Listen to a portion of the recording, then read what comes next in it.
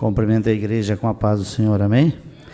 Passa aqui, irmão Gilmar. Vamos orar pelo servo do Senhor nesta noite.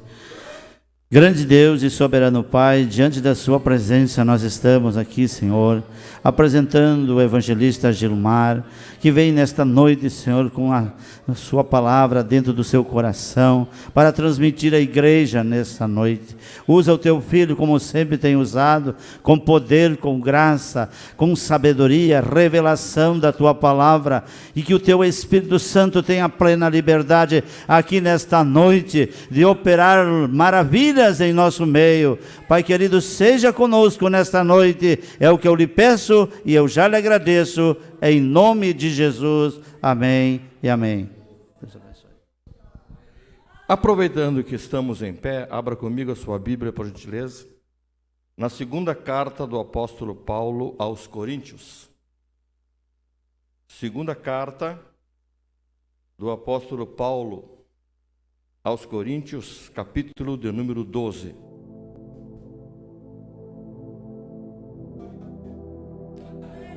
Amém?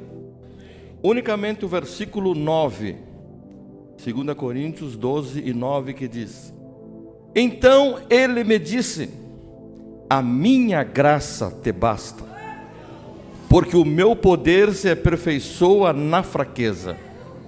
De boa vontade, pois, me gloriarei nas minhas fraquezas, para que sobre mim habite ou repouse o poder de Cristo. Repita comigo, por gentileza, irmão. A minha graça te basta.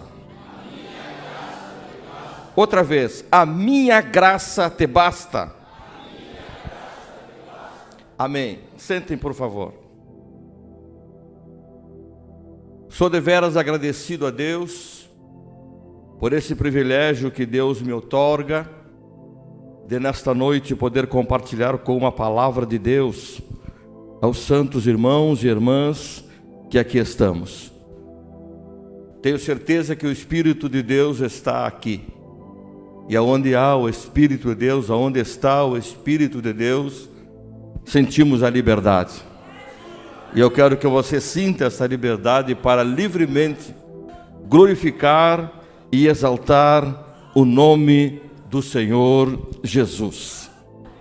Então ele me disse, a minha graça te basta, porque o meu poder se aperfeiçoa na fraqueza. A cidade de Corinto, uma grande metrópole, era conhecida e se era a capital da Acaia. Esta cidade estava situada no sul da Grécia. E justamente devido à sua posição geográfica, ela ligava duas partes da Grécia, era considerada uma importante cidade cultural, econômica e religiosa. Nesta cidade de Corinto, pela sua localização, pelo porto que tinha, pela multidão de diferentes pessoas e nacionalidades que ali portavam, Corinto tinha diversos templos. E esses templos eram dedicados a falsos deuses da época, aonde se destaca um templo que era oferecido culto a uma deusa chamada Afrodite. E os cultos dentro desse templo eram verdadeiras vergonhas, aonde as mulheres que ali prestavam culto, na verdade, praticavam era a prostituição. Quando eu olho para a Bíblia, no Atos dos Apóstolos, capítulo 18, do versículo 1 até o 17, nós encontramos o início do trabalho de Paulo aqui na cidade de Corinto. Paulo, em sua segunda viagem missionária, ele foi de Atenas até Corinto e ali permaneceu durante 18 meses. A história diz que ele morou e trabalhou junto com um casal, Áquila e Priscila, que eram judeus que fabricavam tendas. E durante esse tempo, Paulo trabalhava com eles, mas aos sábados, Paulo se dedicava exclusivamente a pregar o evangelho na sinagoga. Mas foi justamente com a chegada de 2 companheiros, Silas e Timóteo, da Macedônia. Atos 17 confere isso, que Paulo então se dedicou totalmente ao trabalho do Evangelho. E o amor de Paulo pelas almas, para ensinar o genuíno Evangelho de Cristo, fez com que muitas pessoas se convertessem. Muitas pessoas foram batizadas e o trabalho prosperou. E justamente quando a obra de Deus prospera, quando o homem se dedica ao trabalho que Deus lhe otorgou a fazer, mexe com o inferno. E Satanás, de uma forma muito grande, com perseguições, se levantou contra o ministério do apóstolo Paulo. Mas por ordem de Deus, esse homem ficou ainda 1 ano e 6 meses nesse lugar, apesar das perseguições. Ele tinha convicção da sua chamada. Ele sabia o que estava fazendo.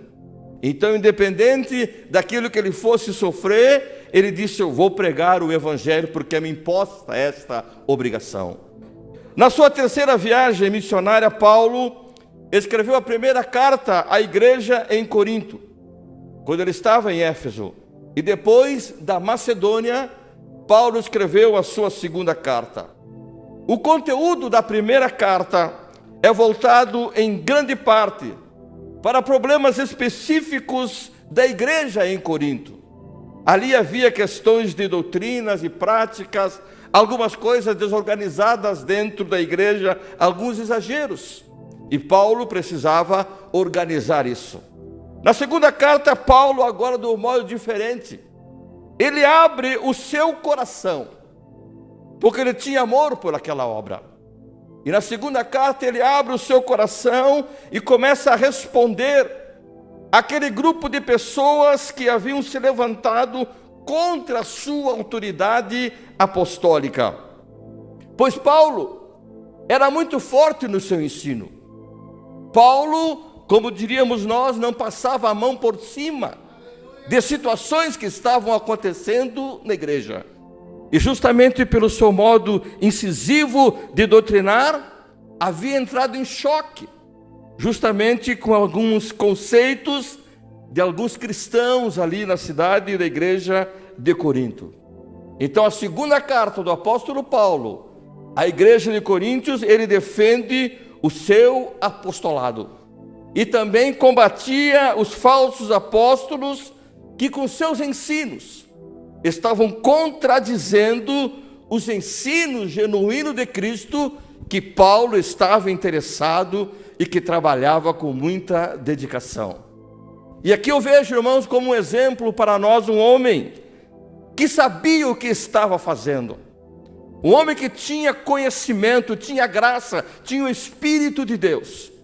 E por causa desse sentimento, ele não podia aceitar que a igreja, que custou o preço do sangue de Jesus Cristo, fosse induzida a uma vida de práticas contrárias ao ensino do Senhor. Paulo sabia o que havia recebido de Deus. E nesse versículo que eu li com os irmãos, que os irmãos repetiram, Deus disse para Paulo: Paulo, a minha graça te basta. Esta resposta de Deus ao seu apóstolo chegou justamente na hora em que Paulo efetuava ou apresentava um clamor a Deus. Esse homem tinha uma necessidade. Ele tinha, conforme narra a Bíblia, ele tinha um espinho na carne. E ele clamava a Deus, para que de alguma forma Deus o livrasse daquela situação. E a resposta de Deus, para o seu servo, para o seu instrumento na terra, para o seu farol da verdade na terra, Deus disse: Paulo, a minha graça te basta. Mas para que nós tenhamos um entendimento, irmãos, por que que Deus falou dessa forma? Por que que Paulo clamava a Deus? Rapidamente vamos considerar o contexto de todo esse capítulo 12. Aqui Paulo estava fazendo a defesa do seu apostolado contra falsos apóstolos. Os crentes da igreja em Corinto estavam fascinados com supostas visões, com supostas revelações, com sonhos estupendos, com visões desses homens que eram apóstolos fraudulentos. Esses homens, irmãos, além de disseminarem heresias, eles se vangloriavam daquelas suas supostas experiências. Porque eu quero dizer aos irmãos, visões, revelação de Deus, sonhos, a Bíblia aceita isso, mas um cuidado que a igreja precisa ter é que todo sonho, toda visão não pode contradizer a palavra de Deus. E essas visões muitas vezes fascinam a pessoa. Tem muitos crentes que, meu Deus do céu, como tem visão, como sonho, é impressionante como Deus fala com eles. Mas, se há um respaldo bíblico, amém. Agora, se está em contradizendo contra esse genuíno ensino da palavra de Deus, eu te aconselho nesta noite, pare com isso agora, porque é uma heresia. E aqui Paulo estava justamente falando isso. Esses homens se vangloriavam, se achavam, aqui numa expressão bem nossa, se achavam os tais. Eles eram os mais importantes, as suas experiências espirituais faziam com que ele se sentisse com um conhecimento maior, um conhecimento melhor do que o próprio apóstolo Paulo.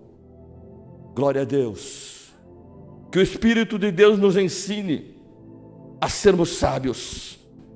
E Paulo aqui ele faz a sua defesa, e no meio dessa exposição, Paulo fala de uma experiência extraordinária, que havia acontecido há 14 anos passados.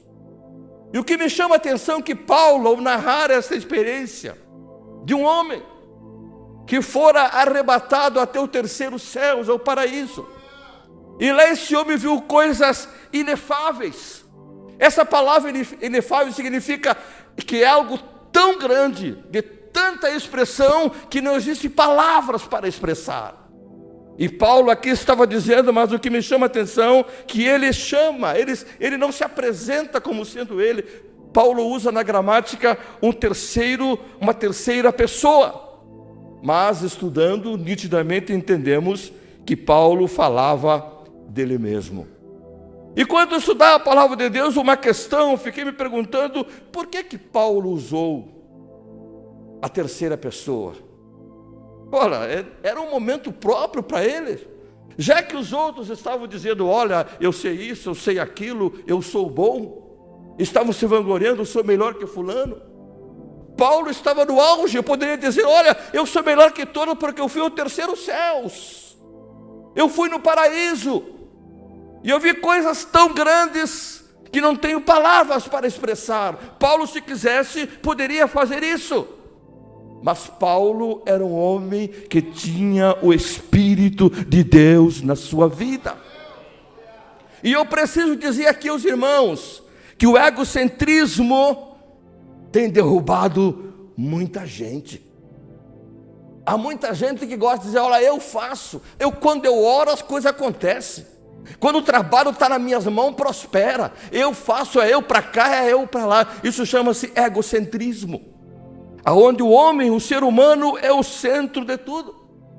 Quando eu vou pregar, eu oro. Olha, hoje eu passei todo dia oração e jejum, porque eu ia pregar à noite. Olha, o obreiro espiritual não anda fazendo propaganda, porque é obrigação do obreiro que vai utilizar o púlpito para pregar, se apresentar a Deus em consagração, para que tenha um alimento para entregar para a igreja de Cristo Jesus. E esses homens eram assim, irmãos, cheio de graça, cheio de tudo na sua vida. E Paulo disse, olha, aconteceu uma coisa que é extraordinária, mas não disse que era ele. Paulo tinha sido arrebatado ao terceiro céus.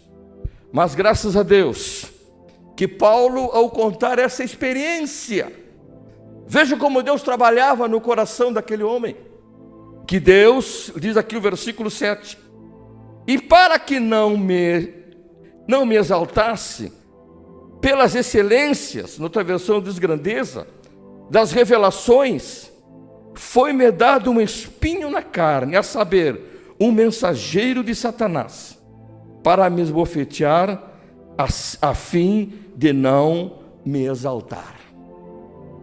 Paulo tinha tudo, como disse os irmãos, para se apresentar como o melhor. Afinal, esse homem foi ao terceiro céus, e as coisas que ele viu não eram dignas ou não tinham como expressar em palavras. Tamanho foi a grandeza. Mas Deus, zelando pela vida e ministério do seu filho, permitiu que ele tivesse um espinho na carne. Essa expressão espinho já nos dá a entender, nos dá a ideia de dor, nos dá a ideia de aflição, de sofrimento, de humilhação, de enfermidade. Aqui Paulo, ele passou por esse momento. O que era esse espinho na carne, irmãos? Apesar das especulações, apesar de alguém afirmar que era isso ou era aquilo, Paulo não revelou. E ninguém sabe o que seria o espinho na carne. Então, quando alguém falar para você, o problema de Paulo era um problema físico, é um problema de visão, ninguém sabe. Tudo é especulação. E Paulo, nessa situação, por 3 vezes, orou a Deus para que o Senhor resolvesse essa sua situação incômoda. Ensino lindo eu aprendi aqui, irmãos.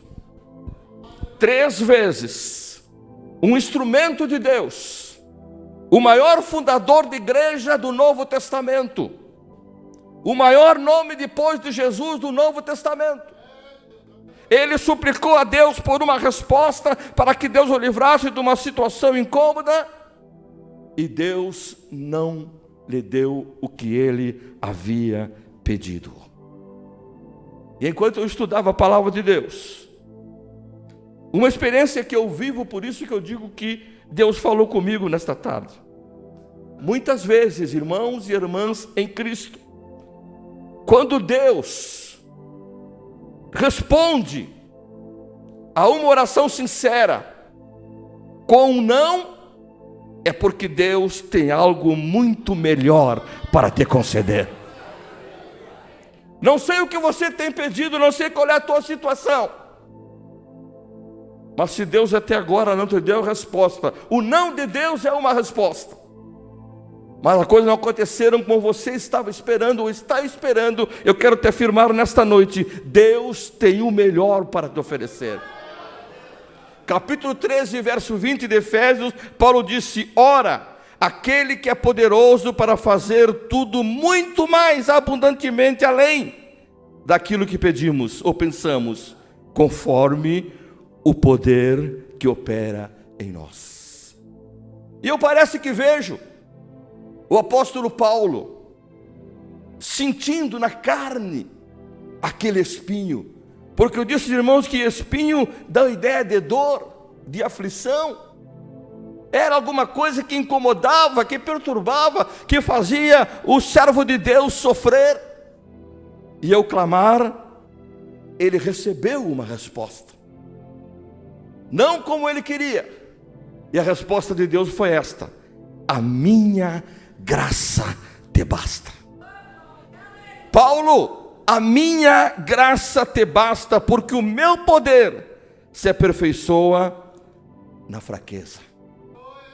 Essa expressão, a minha graça te basta, significa que a graça de Deus alcança seus propósitos apesar das nossas debilidades. E eu preciso dizer para você aqui esta noite, que o crente não é sustentado e nem é vitorioso e nem adquire as coisas pela sua própria capacidade, pela sua cultura, pela sua posição social, pelo dinheiro que você tem, pela família que você tem. Tudo que eu tenho, tudo que você tem, que você desfruta, é a graça dele que repousa sobre a nossa vida. Isto Paulo entendeu. Irmãos, aleluia, nós não merecemos estar aqui, aleluia, não era o nosso lugar, mas a graça de Deus nos alcançou. A graça de Deus transformou a tua vida. Quem sabe que tipo de pessoa você era para a tua família, para a tua sociedade. Quem sabe as pessoas te evitavam, porque você era, desculpe a expressão, mas era uma desgraça para todos, menos para ele. Menos para ele, a graça dele te alcançou. O que é a graça? Favor que não merecemos. É por isso que a teologia, do modo mais prático ou clássico, define graça como favor imerecido. Então, para você aprender, graça de Deus é algo que recebemos de Deus sem que tivéssemos o direito de receber. Aleluia! Não tínhamos o direito. Pecadores, inimigo de Deus. Isso que eu estou falando é a graça salvadora. Tem a graça comum que atinge todos. A graça salvadora. Pecadores, ofendimos a Deus, blasfemos, e mesmo Deus disse, é tu que eu quero. E é por isso que você está aqui esta noite. É por isso, Gerson, que tu está aqui esta noite. Porque a graça de Deus te alcançou. Aleluia, esta é a bondade de Deus. E Deus, quando falou com Paulo, Deus explica ainda a Paulo o significado da sua declaração. Deus disse assim, nesse versículo que eu li com os irmãos: a minha graça te basta. E aí Deus explica, porque o meu poder se aperfeiçoa na fraqueza. Não tenho o que explicar aqui, irmãos. Do modo bem claro, homens, não temos mérito algum. Não temos mérito algum. Os propósitos de Deus não repousam na força humana. Pelo contrário, quanto mais fraco, quanto mais dependente você for de Deus, mais o poder da graça de Deus é revelado na tua vida. É isso que Deus estava explicando para Paulo. Paulo, o meu poder se aperfeiçoa na fraqueza. Irmãos, o apóstolo Paulo não recebeu de Deus a resposta positiva em relação ao problema que ele estava enfrentando, que atormentava a sua vida. Paulo não recebeu algo positivo como ele queria, mas Paulo recebeu aqui uma resposta confortadora. Paulo estava aqui entendendo e tinha certeza que todas as suas necessidades seriam supridas em Cristo Jesus. Por isso que Deus disse, Paulo, a minha graça te basta. Esta palavra basta, traduzida do grego, que é a língua utilizada no Novo Testamento, significa suficiente. E isso dá a ideia de algo que é completo, de algo que satisfaz completamente, irmãos. Irmãos, igreja do arrebatamento, nós não precisamos de nada da terra, a graça de Deus é completa. Eu tenho tudo que preciso, você tem tudo que precisa. Você não precisa sair daqui para procurar outras coisas, não. A graça de Deus é completa, ela te satisfaz. Aleluia, aleluia. Não busque satisfação para a tua vida espiritual fora da graça de Deus. Não precisa. Não precisa você andar batendo em outras portas aí para te satisfazer espiritualmente. Tenha a graça de Deus na tua vida, que isso já é o suficiente. A graça de Deus é perfeita. A graça de Deus é suficiente. A minha graça te basta. É uma promessa que enche os crentes de coragem, porque diante da circunstância que você ou eu estivermos enfrentando, aleluia, aleluia, aleluia, a graça de Deus nos sustenta. Deus não tirou o espinho de Paulo como ele havia pedido, mas Deus supriu continuamente e constantemente com a sua graça para que ele pudesse suportar. Você pode estar clamando a Deus por uma resposta, você pode estar pedindo para Deus alguma coisa, e eu quero te dizer que a graça de Deus vai te envolver de tal forma para que você suporte este momento que você está passando. Deixa eu fazer um pedido à igreja aqui. Aleluia.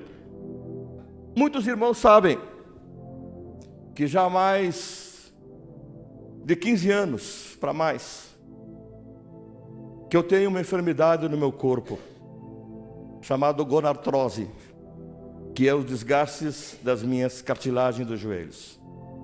Qualquer pessoa que me vê caminhando percebe que meu caminhar não é normal.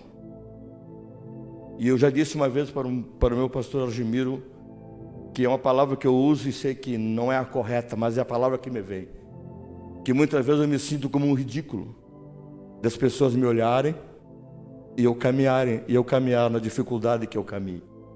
Muitas vezes quando alguém começa a cantar, eu permaneço sentado, não por rebelde não, é para poupar um pouco as dores do meu joelho.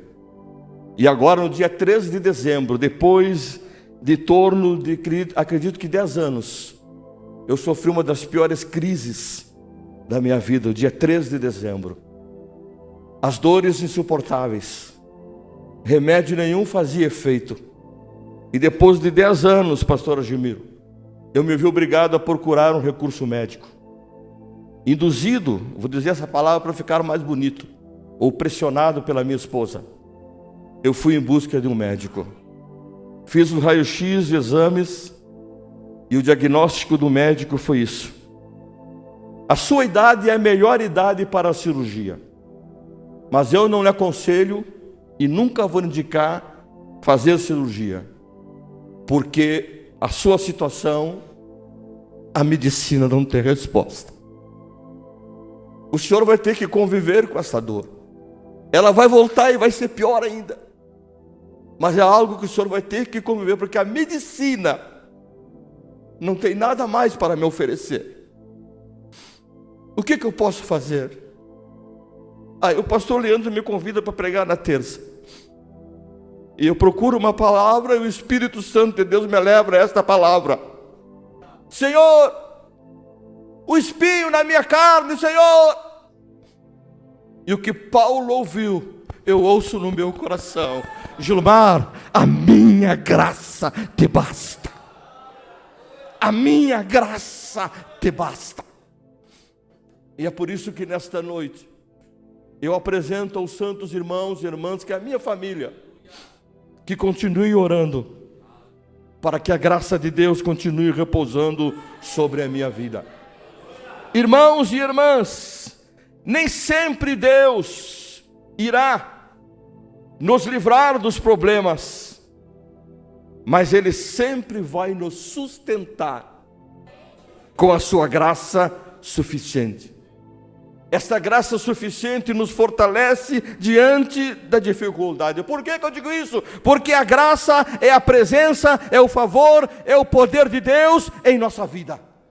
A graça é uma força, é um poder celestial dado àqueles que invocam o nome do Senhor Deus. E quando invocamos o nome do Senhor Deus, desce sobre nossa vida, aleluia, a graça para nós suportarmos. Jesus sempre foi e será o nosso exemplo. Evangelho de Mateus, capítulo 25, verso 39, diz que Jesus estava no Getsêmani. Se aproximava o momento em que ele seria preso, julgado e levado até a cruz para ser morto. E quando estava lá no Getsêmani, Jesus disse assim no verso 39 e 25 de Mateus: Meu Pai, se possível, passa de mim este cálice.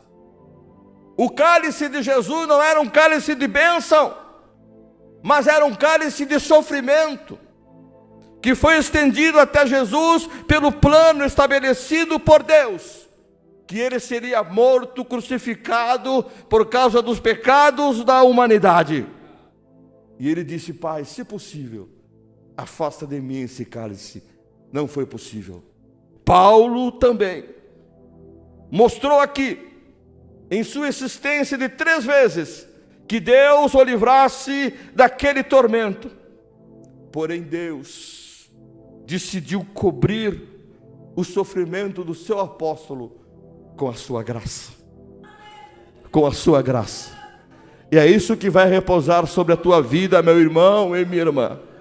Qual o momento adverso que você está vivendo? Qual é a dor que você está sentindo? Qual é a dificuldade que você tem clamado? Deus, Deus, Deus, Deus, nesta noite, veja a mão de Deus derramando a sua graça sobre a tua vida para você obter vitória. É desta forma que Deus muitas vezes nos abençoa aqui na terra, não destruindo e não retirando o mal que nos aflige, mas transformando o nosso sofrimento em motivo de fé, de crescimento espiritual e testemunho da graça de Deus. O momento que você está vivendo, a resposta de Deus é essa: meu filho, minha filha, a minha graça te basta. A tua fé vai aumentar, terás um crescimento espiritual e você vai testemunhar da presença de Deus sobre a sua vida. O que eu recebi do Senhor, eu vos entrego em nome de Jesus. Amém.